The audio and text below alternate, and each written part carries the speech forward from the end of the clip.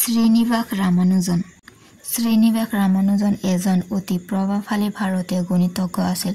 গণিত বিষয়ত কোনো আনুষ্ঠানিক উচ্চ শিক্ষা নথকা সত্ত্বেও ৰামানুজনে গাণিতিক বিশ্লেষণ, সংখ্যাতত্ত্ব আৰু অনৱচ্ছিন্ন ভগ্নাংশ আদি সম্পৰ্কত যেনে ধৰণৰ বৰঙণি আগবঢ়াইছিল, এক কথাত সেয়া আছিল অবিশ্বাস্য। 1887 চনৰ 22 ডিচেম্বৰত ভাৰতৰ মাদ্ৰাজ প্ৰেছিডেন্সিৰ মাদ্ৰাজৰ পৰা প্ৰায় 400 কিলোমিটাৰ দূৰৰ ইৰোড নামৰ ঠাইত শ্ৰীনিবাস ৰামানুজনৰ জন্ম হয়। তেওঁৰ দেউতাকৰ নাম কে শ্ৰীনিবাস আয়েংগাৰ আৰু মাকৰ নাম কমলা জামাল। তেওঁৰ দেউতাকে এখন শাড়ীৰ দোকানত কেৰাণীৰ কাম কৰিছিল। তেওঁৰ মাক এগৰাকী সাধাৰণ মহিলা আছিল। মাকে ৰামানুজনৰ আগতেও কেইবাটাও সন্তানৰ জন্ম দিছিল যদিও কেঁচুৱা অৱস্থাতে সেই কেইটাৰ মৃত্যু হৈছিল। 1889 চনত ৰামানুজনো মাৰাত্মক বসন্ত ৰোগত আক্ৰান্ত হৈছিল যদিও পাছত ৰক্ষা পৰিল। সৰু থাকোঁতে ৰামানুজন বেছিভাগ সময় মাকৰ ফালৰ ককাক আইতাকৰ লগতে আছিল। 1892 চনত দেউতাকৰ কাংগায়ন প্ৰাথমিক বিদ্যালয়ত ভৰ্তি কৰাই দিয়া হ'ল। প্ৰথমতে তেওঁ স্কুললৈ গৈ বৰ ভাল পোৱা নাছিল। তাৰ পাছত লাহে লাহে স্কুল তেওঁৰ ভাল লগা হৈ আহিল। বিশেষকৈ গণিতৰ প্ৰতি তেওঁ বৰ আকৃষ্ট হ'ল। প্ৰাথমিক বিদ্যালয়ৰ পৰা উত্তীৰ্ণ হোৱাৰ পাছত 1897 চনত ৰামানুজন টাউন হায়াৰ ছেকেণ্ডাৰী স্কুলত ভৰ্তি হ'ল। তাত তেওঁ S.V. লোণীয়ে লিখা এডভান্সড ত্ৰিকোণমিতিৰ কিতাপখনৰ সকলোবোৰ জ্যামিতি নিজেই কৰি শেষ কৰিলে। ছাত্ৰ হিচাপে ৰামানুজন বেছ মেধাৱী আছিল আৰু যথেষ্ট সংখ্যক প্ৰশংসাসূচক প্ৰমাণপত্ৰ আৰু শৈক্ষিক পুৰস্কাৰ লাভ কৰিছিল। 1903 চনত ৰামানুজনে G.S. কাৰে লিখা a synopsis of elementary results in pure and applied mathematics নামৰ এখন কিতাপ পালে। তাত প্ৰায় 5000টা সূত্ৰ আছিল। কিতাপখন পাই তেওঁ একেবাৰে বিমুগ্ধ হৈ পৰিল আৰু পাছৰ কেইমাহমান সেই কিতাপখনৰ সবিশেষ পঢ়ি কটালে। এই কিতাপখনে তেওঁৰ মাজত থকা গাণিতিক প্ৰতিভা সাৰ পুৱাই দিয়াত বিশেষ ভূমিকা লৈছিল। 17 বছৰ বয়সতে ৰামানুজনে বাৰ্নৌলি সংখ্যা সম্পৰ্কত নিজাববীয়াকৈ অধ্যয়ন আৰু বিশ্লেষণ আৰম্ভ কৰিলে আৰু ইউলাৰ মাকেৰণী ধ্ৰুৱকৰ মান 15 দশমিক স্থানলৈ গণনা কৰিলে। লাহে লাহে তেওঁৰ আন একো বিষয়লৈ আগ্ৰহ নোহোৱা হৈ আহিল আৰু তেওঁ কেৱল গণিতৰ অধ্যয়নত নিমগ্ন হৈ পৰিল।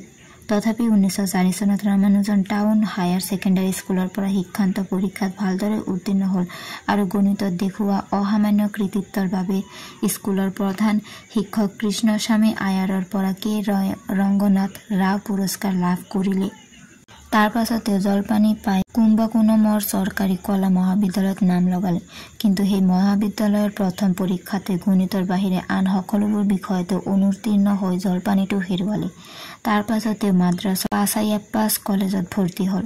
তাতো তেওঁৰ একে দশা, গণিতত ভাল ফলাফল আৰু বাকীবোৰত অনুত্তীৰ্ণ। তেওঁ কলেজ এৰিবলৈ বাধ্য হ'ল। কলেজ বা বিদ্যালয়ত ৰামানুজন বৰ অকলশৰীয়া আছিল, কাৰণ তেওঁৰ সমনীয়াসকলে ৰামানুজনৰ গণিত সম্পৰ্কীয় উচ্চস্তৰীয় কথাবোৰ বুজি পোৱা নাছিল আৰু ৰামানুজনেও আন বিষয়ৰ কথা পাতি ভাল পোৱা নাছিল। কলেজ এৰাৰ পাছত ৰামানুজনে নিজাববীয়াকৈ গণিতৰ অধ্যয়নত ব্ৰতী হ'ল। পাছে দৰিদ্ৰই তাত প্ৰবল বাধাৰ সৃষ্টি কৰিলে। পৰিয়ালৰ দায়িত্ব আহিলে ৰামানুজনৰ স্বভাৱ সলনি কৰিব বুলি ভাবি ৰামানুজনৰ মাকে 1909 চনৰ জুলাই মাহত জানকী আম্মাল নামৰ এজনী 10 বছৰীয়া ছোৱালীৰ লগত তেওঁৰ বিয়া পাতি দিয়ে। সেইখন বিয়া বোধকৰো বিশেষ কাৰ্যকৰী নহ'ল। পাছৰ সময়তো ৰামানুজ জানকী আম্মালৰ কোনো ল'ৰা ছোৱালী জন্ম হোৱা নাছিল। 1910 চনত ৰামানুজনৰ শাৰীৰিক অৱস্থা বেয়া হৈ আহিল আৰু তেওঁক এটা অস্ত্ৰোপচাৰো কৰিবলগীয়া হ'ল। গাটো অলপ টঙোৱাৰ পাছত তেওঁ চাকৰি বিচৰাত লাগিল। গণিতৰ অধ্যয়নৰ বাহিৰে তেওঁ দুটা কামেই কৰে, ল'ৰা ছোৱালীক টিউচন কৰে আৰু চাকৰি বিচাৰে। তাৰ পাছত ৰামানুজনে এদিন ইণ্ডিয়ান মেথেমেটিকেল ছ'চাইটিৰ এজন প্ৰতিষ্ঠাপক আৰু ডেপুটি কালেক্টৰ ভি ৰামস্বামী আয়াৰক লগ পালে। ৰামানুজনৰ লগত কথা পাতি আয়াৰ বেছ প্ৰভাৱান্বিত হ'ল। তেওঁ ইণ্ডিয়ান মেথেমেটিকেল ছ'চাইটিৰ ছেক্ৰেটাৰী আৰু নেলুৰৰ ডেপুটি ডিৰেক্টৰ আৰ ৰাওলৈ এখন চিঠি লিখি তেওঁক পাৰিলে সহায় কৰিবলৈ অনুৰোধ কৰিলে। সেইখন চিঠি লৈ ৰামানুজন ৰাওৰ ওচৰ পালেহি। ৰাওৱে প্ৰথমতে ৰামানুজনক সাধাৰণ মানুহ বুলি ভাবিছিল। পাছে তেওঁৰ লগত বিভিন্ন বিষয় সম্পৰ্কত আলোচনা কৰি ৰাওৱে ৰামানুজনৰ প্ৰতিভা বুজি পালে। তেওঁ ৰামানুজনক মাদ্ৰাজ পৰ্ট ষ্ট্ৰাটত কেৰাণীৰ চাকৰি এটা যোগাৰ কৰি দিলে আৰু তেওঁৰ গৱেষণাত আৰ্থিকভাৱে সহায় কৰিবলৈ গাত ল'লে। ৰামানুজনে অলপ সকাহ পালে। তেওঁ চাকৰিত যোগদান কৰিলে আৰু চাকৰিৰ লগতে গণিতৰ গৱেষণাৰ কামো চলাই গ'ল।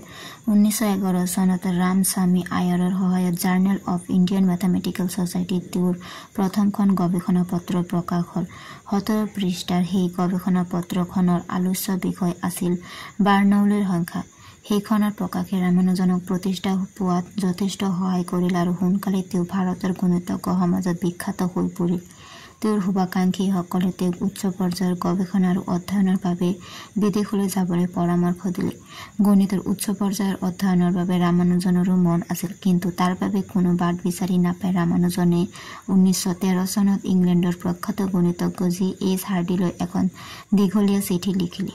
তাত কিছুমান গাণিতিক সমস্যাৰ বিষয়েও উল্লেখ আছিল। চিঠিখন পাই হাৰ্ডি বেছ প্ৰভাৱিত হ'ল।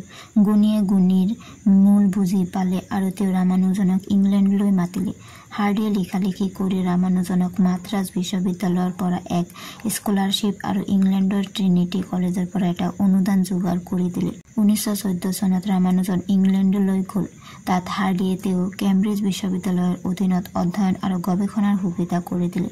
ৰামানুজনে ইংলেণ্ডত থাকি হাৰ্ডি আৰু আন কিছুমান গণিতজ্ঞৰ লগত একেলগে সংখ্যাতত্ত্ব, অসীম সংখ্যা আদিৰ বিষয়ে কেইখনমান গৱেষণা পত্ৰ ইউৰোপৰ বিখ্যাত জাৰ্নেলসমূহত প্ৰকাশ কৰে।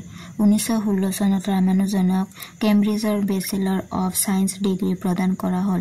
1917 চনত প্ৰকাশ হয় গণিতৰ হাৰ্ডি ৰামানুজন তত্ত্ব।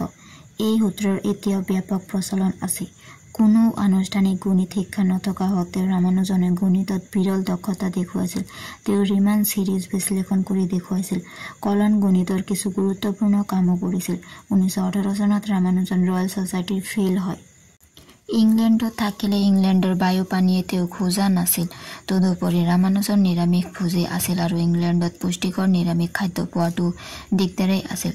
তাতে তেওঁ কঠিন টিউবাৰকুলোছিছ ৰোগত ভোগে। 1919 চনত তেওঁ মাদ্ৰাজৰ ঘৰলৈ ঘূৰি আহে। পাছে তেওঁ আৰোগ্য নহ'ল আৰু 1920 চনৰ 26 এপ্ৰিলত মাত্ৰ 32 বছৰ বয়সত ৰামানুজনৰ মৃত্যু হয়। তামিলনাডুত তেওঁৰ জন্মদিন 22 ডিচেম্বৰ দিনটো ৰাজ্যিক তথ্য প্ৰযুক্তি দিৱস হিচাপে পালন কৰা হয়।